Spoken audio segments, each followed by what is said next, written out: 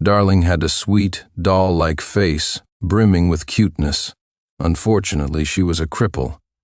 I worked 10 different jobs a day to support her, pushing myself to the brink until a bleeding stomach sent me to the hospital. But I never imagined she was only pretending to be crippled to deceive me. In truth, she was the only daughter of the wealthiest family in town, casually wiring $5 million to her old flame. Every night I worked as a waiter at an upscale club to save money for Darling's leg treatment. One evening, while my legs were numb from standing for hours, I caught sight of a familiar figure. A woman, stunningly elegant in a high-end evening gown, her delicate face radiating beauty and sophistication. I thought I was hallucinating. I blinked hard, staring at her for a long moment. To my shock, it was my sweet darling Victoria. What was she doing here? Just earlier, I overheard my co-workers saying that tonight's gala was attended exclusively by the creme de la creme of the business world. How could Victoria, supposedly penniless, be among them? The next second, I saw her walking gracefully toward a sofa. My body froze. Her legs weren't crippled. I thought back to the night before, when I held her in bed and said, "Honey, I'll earn lots and lots of money and take you to the best hospital to heal your legs." She kissed my face softly and replied, "There's no need, I don't want you to overwork yourself," her expression turning guilty and downcast. "I'm sorry, honey. If it weren't for my crippled legs, you wouldn't have to work so hard to support us." The memory clenched around my throat like a vice, making it hard to breathe. Masked and in my work uniform, I blended into the crowd, unnoticed by Victoria. Determined to uncover the truth, I shuffled closer to the sofa, eavesdropping on her conversation. A woman with glasses asked, "I thought you weren't coming tonight." Victoria drawled lazily. "Staying cooped up in that dingy little apartment all day was suffocating me." The glasses-wearing woman chuckled. "You've been playing this game for so long, I bet you're reluctant to return. Don't tell me you've actually fallen for someone like Oliver." Victoria scoffed. "Fall for him? Who are you insulting? He's like a stray animal on the side of the road, something to toy with when I'm bored. He's beneath me. I staged this whole act, making him think I was crippled, and he bought it. Worked day and night to save money for my treatment. Isn't that hilarious?" They burst into laughter. In that moment, it felt like a blade had sliced through my heart, the wound bleeding profusely. I couldn't believe the woman who spent every night beside me could say such things. I thought she loved me, but it turned out she didn't even like me. I was nothing more than a plaything to her. She deceived me. The woman with glasses laughed mockingly. "Exactly. If Charlie hadn't dumped you for someone else, you wouldn't have bothered with someone as lowly as Oliver to spite him. I heard Charlie's furious about your marriage and broke up with his girlfriend. He'll probably come crawling back to you tonight." Victoria hummed in agreement. "As soon as he does, I'll divorce Oliver and be with him." The glasses-wearing woman asked, "How will you get rid of Oliver?" Victoria narrowed her eyes. "He can't know my real identity. If he finds out, he'll cling to me like a leech. And his mother, ugh, her greed makes me sick. If she discovers I'm wealthy, she'll be banging on my door for money every day. Just the thought of it disgusts me." My chest tightened painfully. So, she was the only heir to the wealthiest family in the region, richer than I'd ever imagined, not some pitiful orphan abandoned by her parents. I thought back to my mom. When she first learned I wanted to marry Victoria, she vehemently opposed it. Later, she relented, saying she'd only agree if Victoria could provide $2,000. Victoria claimed she didn't have the money, and knowing my mom's persistent nature, I scraped together all my savings to give her the $2,000. The glasses-wearing woman's laughter was laced with malice. "So who's better in bed, Oliver or Charlie?" Victoria replied with disdain, "He doesn't even deserve to be compared to Charlie." My face went pale.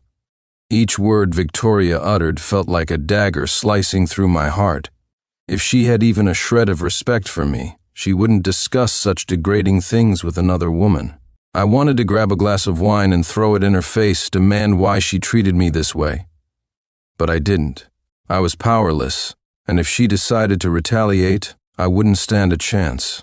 At that moment, all I wanted was to escape.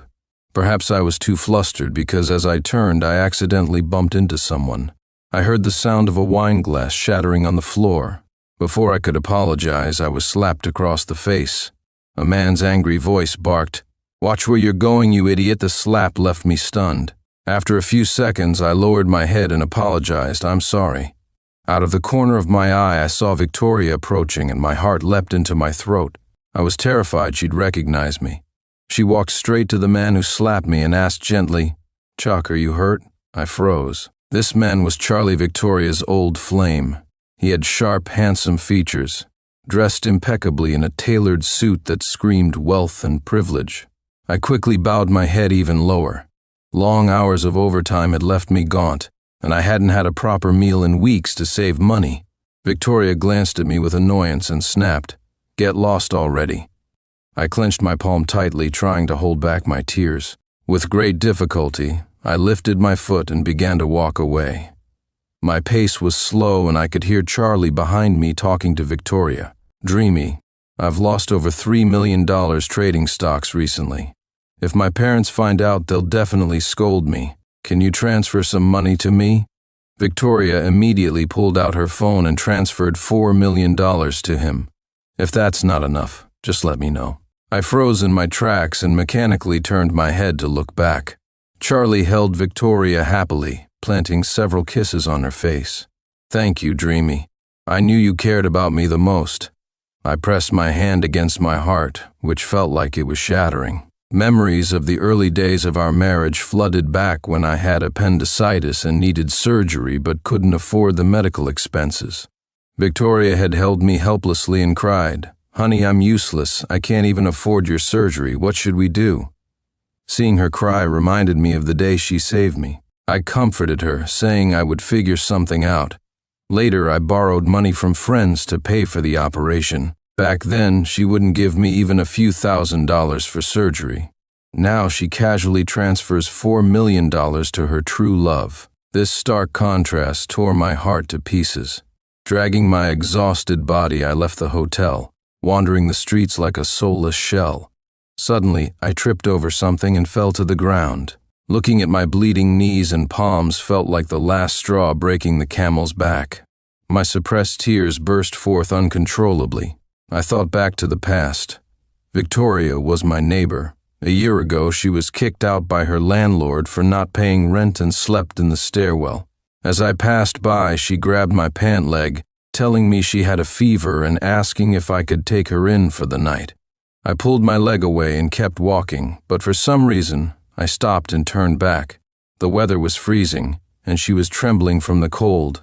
Thinking of my own days of loneliness and hardship, I finally took her in.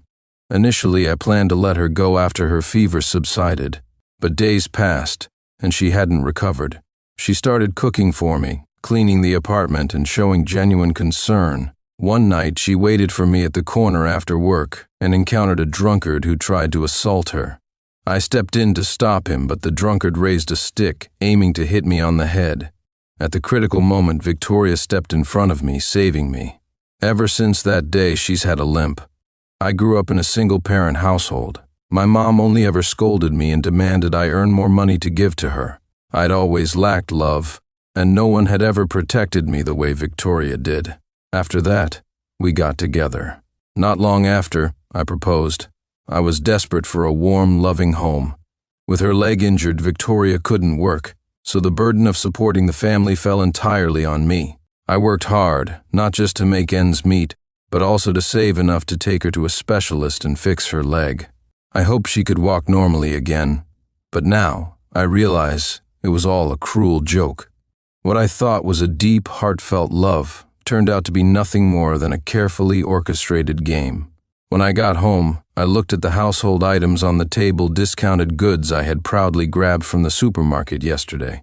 I had come back feeling happy and shared with Victoria how much money I had saved. Proud of my thriftiness, she had praised me endlessly.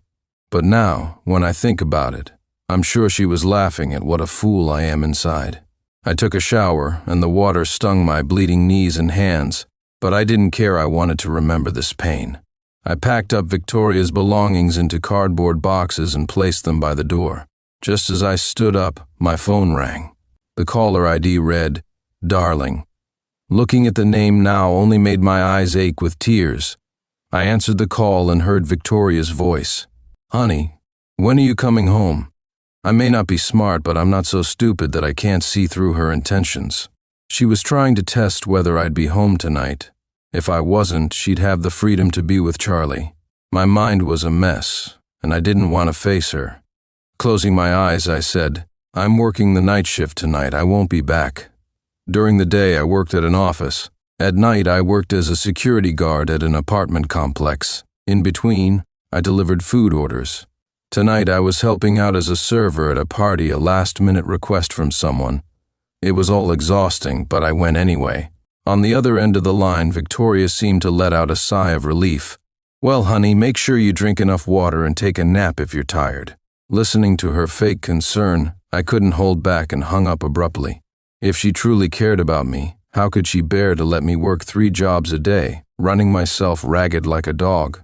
I sat on the cramped little couch in my apartment and stayed up all night. At dawn, I heard the sound of keys turning and got up to check. The door opened, and there stood Victoria. She seemed surprised to see me, as I usually left from my office directly after a night shift and wouldn't be home at this hour. But she was an excellent actress. Limping forward a step, she called out to me, Honey. Victoria was wearing a t-shirt, jeans, and sneakers I had bought for her from a bargain website. Each item cost less than $20. At the party, I hadn't understood why she pretended to limp. Now I know it was her way of manipulating me, to make me feel touched and indebted, while also using her injury as an excuse not to work. 2 birds with 1 stone. At the time, I'd been genuinely moved, thinking I was lucky to have her. Meeting such an incredible woman, I swore to treat her well for the rest of my life. Victoria smiled and asked, Honey, why are you standing by the door? Were you waiting for me? I silently watched her. If I hadn't gone to the gala last night and learned the truth, I would have rushed up to hug her and called her darling. I would have worked tirelessly for her, even at the cost of bleeding ulcers. I'd eat a cup of instant noodles at the office during lunch and act nonchalant when colleagues asked, joking that I was trying to lose weight. Then, one day, she would get bored and kick me aside like I didn't matter. How could she do this to me and feel so at ease? These thoughts brought tears to my eyes. Pointing to the box by my feet, I said, I've packed your things. They're all in this box. Victoria saw my tears and panicked. She reached out to hug me, but I instinctively dodged, recalling how Charlie held her last night, her gentle and sweet expression. She treated me similarly, but hers was fake while her feelings for Charlie were genuine. Don't touch me, I snapped. Victoria looked flustered and helpless. Honey, why are you crying? Are you mad because you came home and I wasn't here? Her eyes turned red as if she were truly anxious. I'm sorry, it's all my fault. I just went out to look for a job because I can't stand seeing you work so hard every day. It breaks my heart. I wasn't trying to make you worry. Honey, please don't be angry. I promise I won't do it again. Don't leave me, okay? Looking at her pitiful expression, I wiped my tears and asked, Do you really care about me? Do you truly see me as your husband? Victoria sighed helplessly. Honey, what kind of nonsense are you saying? Of course I care about you. Sure, I'm the fool here. As I stared at her face, my mind kept replaying her words, how liking me insulted her, and how she said I wasn't even worthy of being compared to Charlie. Her disdainful look made me feel like worthless trash. Suppressing the pain and bitterness in my heart, I handed her the documents in my hand. This is the divorce agreement. Sign it. Victoria froze for a moment, her innocent expression unwavering as she looked at the papers. Honey, what does this mean? My eyes reddened as I glared at her and said mockingly, Miss V, with your prestigious status and immense wealth, is the concept of divorce too complex for you to grasp? Victoria tried to feign ignorance. Honey, what Miss V? I don't understand what you're saying. I couldn't understand why she was still pretending at this point. Did she think I was easy to deceive? Fury burned inside me. I pointed to the marks on my face and said, I was the server at the gala last night. I then pulled her cup out of the box and smashed it against her right leg, shouting hoarsely, Your leg isn't even injured, you liar. How long did you plan to keep fooling me? Don't worry about dumping me because now I'm dumping you. The glass shattered on the floor, and Victoria hesitated for a few seconds before her demeanor shifted to one of superiority. "I didn't expect you to figure out my identity so quickly." "Fine. It saves me the trouble of making excuses." She pulled a bank card from her pocket and handed it to me. "There's 20,000 on this card." I didn't take it. No need. It's all laid out in the divorce agreement. I've kept records of every expense since we got married. Just pay me back half and we're square. You can relax, I won't ask for a penny more. Being poor, I've always kept a habit of tracking expenses. Victoria looked at me in disbelief. "You don't want this card?" She seemed to think that someone like me, who she assumed loved money, surely wouldn't turn down 20,000. But she didn't know that all my hard work was only so I could take her to heal her supposed leg injury. "Victoria." A man's voice came from behind. I turned to look. It was Charlie. He walked over and wrapped his arm around Victoria's waist, his gaze dripping with disdain as he looked at me. "I'm warning you, get divorced quickly. Stop deluding yourself and clinging to Victoria. She's not someone a man like you can dream about." I stared at him blankly and replied coldly, "Divorce is a matter between Victoria and me. It's none of your business." Charlie's anger flared, and he raised his hand to hit me again. This time I caught his wrist and stopped him. "Enough." Victoria glared at me. "Dare to touch him and see what happens." Charlie shook off my hand, his smirk full of provocation. My eyes were red. The pain in my heart had numbed me. Pressing my lips together, I said, "You love him so much. Why don't you hurry up and go finalize the divorce with me?" Victoria stared at me. "Fine. Let's divorce." Half an hour later, we arrived at the office. There weren't many people at this hour, so we didn't have to wait long. I remembered how quick it also was when we came to get our marriage certificate. The difference was that I was happy then, but now my heart was dead. I signed my name, then it was Victoria's turn. She hesitated, turning to look at me, and asked, "Oliver, I'll ask you one last time. Are you sure you want to divorce me? You won't regret this?" I smirked coldly. "Victoria, marrying you was the biggest regret of my life." Her face darkened instantly. Without another word, she picked up the pen and signed. Once I had the divorce certificate in hand, I didn't spare her another glance. I turned and left without looking back. When I got home, I saw the pile of things at the door. She hadn't taken them. I wasn't surprised after all. These things were just trash to her. I casually tossed it into the trash can, as if I were discarding Victoria herself. I slept for a long time and woke to find the sky had already turned dark. Not feeling like cooking, I called my friend Leo to grab dinner. Over our meal, I told him how Victoria had pretended to be poor and injured to deceive me. He was furious. "This Victoria is something else, you can't let her off easy. You should at least claim half of her assets," he said. "She offered me 20,000, but I didn't take it." "You're crazy, how could you turn down 20,000? I took a sip of beer and replied, "She wouldn't even pay a few thousand for my surgery before, and now she's suddenly offering 20,000. Who knows what kind of trap she's setting for me?" Leo thought about it and agreed, but he was still angry. "I swear if I see her, I won't hold back. She deserves every word of it."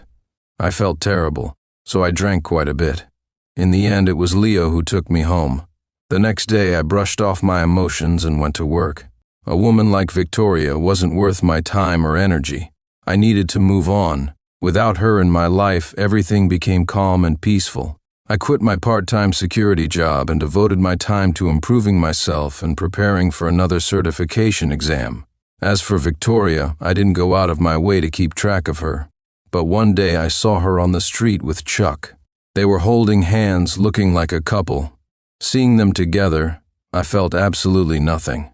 Maybe it was because I didn't love Victoria anymore. That evening, as I was studying, I received a call from Leo. "Ollie, get to our hotel, quick." Leo worked at a hotel, so I asked, "What's going on?" "Just come. Trust me, it's going to be worth it." When I arrived, there was already a crowd gathered outside the hotel. Some people had cameras, probably reporters. I didn't spot Leo right away, but I saw Victoria. Her face was pale and she looked furious, storming out of the hotel lobby and into her car. Leo finally appeared, laughing so hard he had to hold his stomach. "You're late, you missed the show of the century." Apparently, Chuck had checked into the hotel that night with a model. Victoria showed up to catch him in the act and even got into a fight with the model. To make matters more dramatic, Leo had tipped off some reporters, and the whole thing ended up online. Now everyone knew that Victoria had been cheated on. I gave Leo a thumbs up. "You're the best, man. Victoria deceived you, and now Chuck's deceived her. I'd call it karma." The next evening, as I was heading home from work, I saw Victoria unexpectedly waiting at my door. She was holding a bag of peanuts, my favorite snack. "Ollie, these are your favorite. Go on, have some," she said with a smile. I replied coldly, "I don't like them anymore." Her hand froze mid-air. After a moment she said, "Let's get back together, Ollie. I'll make sure you live a good life. We'll have servants at home, a chauffeur whenever we go out. You won't have to work anymore. I'll buy you whatever you want. This apartment, you can cancel the lease tomorrow and move in with me." I looked at her. The way she spoke, it wasn't even a request, it was more like a decree, as if she were doing me a favor. Did she think I was some kind of pet she could summon and dismiss at will? "I'm a person, Victoria, not a dog. Get out of here." At my words, her expression darkened. "Ollie, I've already humbled myself to come and apologize. What more do you want from me?" I laughed bitterly. She thought she was such a noble woman that her coming to reconcile with me was some grand gesture I should feel grateful for. "Listen carefully, Victoria. I don't love you anymore. No matter what you do, I'll never get back together with you." She dropped the bag of peanuts and grabbed my arm, her face contorted with anger. "What did you say?" Looking her straight in the eye, I repeated, "I don't love you anymore." Victoria seemed utterly shaken, her pupils dilating slightly. Taking advantage of her momentary shock, I pried her fingers off my arm, quickly opened the door, and went inside. But she didn't give up. She even went to my mom to try to convince her. "You have to get back with Victoria," my mom told me. "She's the sole heir to the wealthiest family in town. If you're with her, we'll never have to worry about money again." My mom had never given me any maternal love growing up. If I didn't perform well in school, she'd yell at me or hit me. To her, I was just a tool to make money. "I'm not getting back with her. If you keep pushing me, don't blame me for cutting ties with you." With that, I hung up the phone. Worried that Victoria might keep bothering me, I discussed the situation with Leo. He suggested finding someone to pose as my girlfriend and immediately recommended his childhood friend, Lily, who was more than willing to help. I'd met Lily a few times but didn't know her well. After some hesitation, I gave her a call and explained the situation. She readily agreed and came to meet me after work. Sure enough, when we arrived at my place, Victoria was waiting again. This time she wasn't holding anything. She stared at me before pointing to Lily. "Who's this woman?" Holding Lily's hand, I replied, "This is my girlfriend." Victoria's face twisted in anger. "Impossible, you're mine." Before I could say anything, Lily stepped in. "Ollie divorced you. What part of that is so hard to understand?" Victoria narrowed her eyes. "Don't think I don't know you're just here to spite me." Before she could finish her sentence, I turned away and gave Lily a quick kiss. In truth, I didn't even touch her face. "Victoria, we're divorced. Whether I date someone or get married again, it's my freedom and has nothing to do with you." Victoria's expression twisted slightly as she glanced at Lily's outfit. "Do you really want to be with someone so cheap?" I glared at her furiously. "Don't you dare insult my girlfriend." Victoria's face tightened as she stared at me, as if wishing her gaze could burn a hole through me. Then she turned and stormed off. I looked at Lily apologetically. "I'm sorry for what just happened. Please don't take her words to heart." "It's fine," she said with a smile. I chuckled.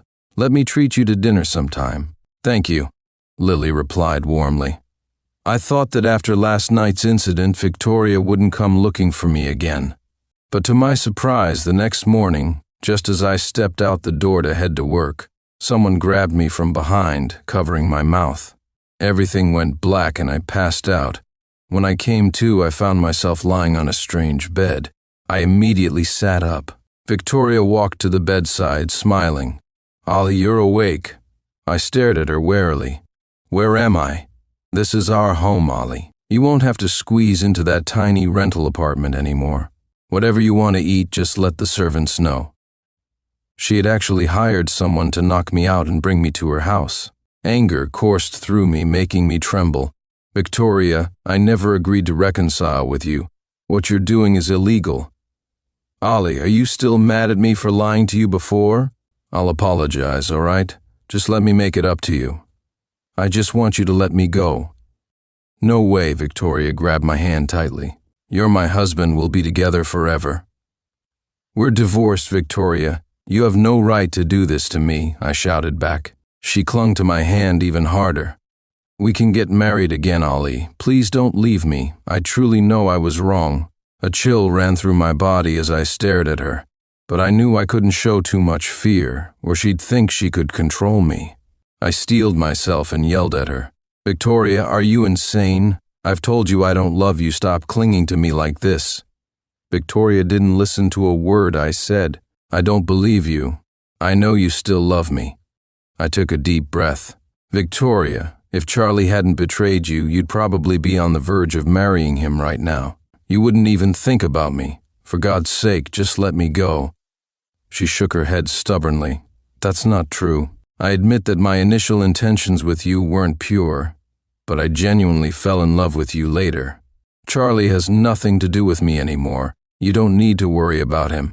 From a nearby drawer, she pulled out a credit card and stuffed it into my hand. Ollie, I really love you. Take my money, all of it is yours. I yanked my hand back, letting the card fall to the floor. I don't want it. Victoria's face darkened instantly. She raised her hand and slapped me hard across the face, yelling, Oliver, stop pretending isn't money what you love most. The next moment, her demeanor changed completely as she panicked and leaned toward me. I'm sorry, Ollie, does it hurt? I didn't mean to. Here, hit me back. Go ahead. Hit me. She grabbed my hand and tried to make me slap her. I pulled away instinctively, shrinking back. Victoria, what do you want from me? I want your love. Keep dreaming, Victoria. We're done. She cupped my face and leaned in as if to kiss me. I tried to dodge but couldn't. Gritting my teeth, I spat out, Victoria, have some dignity, will you? She froze for a moment, then said after a long pause, Ollie, I'll give you time. I believe we can go back to the way things were. I closed my eyes. Just leave. I need some time alone to think. She reluctantly let go of me. All right, Ollie, I'll listen to you. The moment she left, my tense nerves finally relaxed. I needed to calm down and figure out a way to escape, to make her drop her guard. I pretended to go along with things, eating, sleeping, and acting normal. By the fourth night, I finally saw my chance. Victoria opened the door and walked in, only to find the room completely empty. Ollie. I was standing behind her and shoved her forcefully, causing her to fall to the ground. Without wasting a second, I bolted out of the house, running as fast as I could. I didn't recognize the area, so I just kept running in the direction furthest away from Victoria. Suddenly, I collided with someone. Looking up, I saw Leo's familiar face. Overjoyed, I exclaimed, Leo, it's me. Ever since my disappearance, Leo and Lily had been searching for me. They suspected Victoria was behind it and had been staking out near her villa. Just as Leo and I were about to leave, the sound of hurried footsteps echoed behind us. Victoria appeared, flanked by several bodyguards. Her eyes locked onto me with burning intensity. Ollie, how dare you deceive me? Did you ever intend to come back to me? I stared at her coldly. Victoria, so it's fine for you to lie to me, but not the other way around? She gritted her teeth. I've been making it up to you. I brought you here to live the best life possible. Isn't that enough? I couldn't help but laugh at how ridiculous she was. She truly believed money could solve everything. What I've always wanted from you wasn't this, Victoria, but you'll never understand that. Do you know why I won't forgive you? Because I'm just an ordinary man who wants a simple, stable life. I once thought the world of you, wanting to give you the best of everything. But you trampled all over me. I had been having nightmares for days, and they were all about you. You're my worst nightmare. Victoria froze, her entire body trembling, and took 2 steps back. I walked away with Leo, and Victoria didn't follow. She just stood there, motionless. After that, Leo and Lily often came to visit me at home. Lily cared for me like a friend, and I discovered that she actually had a great personality, easygoing and genuinely kind-hearted. One evening, while we were out for a walk, Lily suddenly said to me, "Ollie, I've liked you for a long time. Can you give me a chance to be your girlfriend?" I was caught off guard. "I'm sorry, Lily. I'm not ready for a relationship right now, but thank you for liking me." Lily looked at me and said, "It's okay. I know the impact Victoria had on you was huge. I'll wait for you to move on. I'll also prove to you that I'm not acting on a whim. I genuinely like you." To be honest, I was moved by Lily's sincere confession, but after everything I'd been through with Victoria, I was too afraid to venture into a new relationship. Not long after, I moved to another city to start a new life. Victoria didn't come looking for me again, and my life finally returned to normal. 3 years later, I used my savings to open a bakery. Growing up, I often went hungry, and I used to envy the other kids who got to eat bread. So I had always dreamed of opening my own bakery. What I didn't expect, though, was that my first customer would be Lily. Surprised, I asked her, "What are you doing here?" Lily smiled and replied, "You're hiring, right, boss? I'm here for the job interview." I couldn't help but laugh. Lily stayed to help out at the bakery, and gradually, we naturally ended up together. That's when I learned that she had liked me from the very first time we met, but she had been too shy to express her feelings. Every time Leo reached out to her, she'd be thrilled, because it meant she'd get a chance to see me. The bakery thrived, and it wasn't long before it became profitable. Life was stress-free, and I was genuinely happy every day. My relationship with Lily was stable. Her love for me wasn't dramatic or overwhelming. It was steady and enduring. One day, Leo came to visit me. During our conversation, we ended up talking about Victoria. That's when I found out that 2 years ago, she had been in a car accident and almost died. The most severe injury was to her legs, which had to be amputated. She became disabled, and her family's business inexplicably started to decline, losing its former glory. Listening to the news about Victoria, I felt nothing. It was as if I had never known her. Maybe it was because I had already let go a long time ago. Whether she was doing well or not didn't matter to me anymore. After Leo left, I sat alone in a chair for a long time. Lily came over to me, holding my hand. "What are you thinking about?" she asked. I reached into my pocket and took out a ring. "Lil, will you marry me?" Lily saw the ring in my hand and immediately covered her mouth, tears streaming down her face. She had waited for this moment for so long. She nodded and said, "Yes, I will." Overjoyed, I hugged her tightly. I realized that true love is the kind that stands the test of time. That's why, after everything, Lily and I still found our way to each other.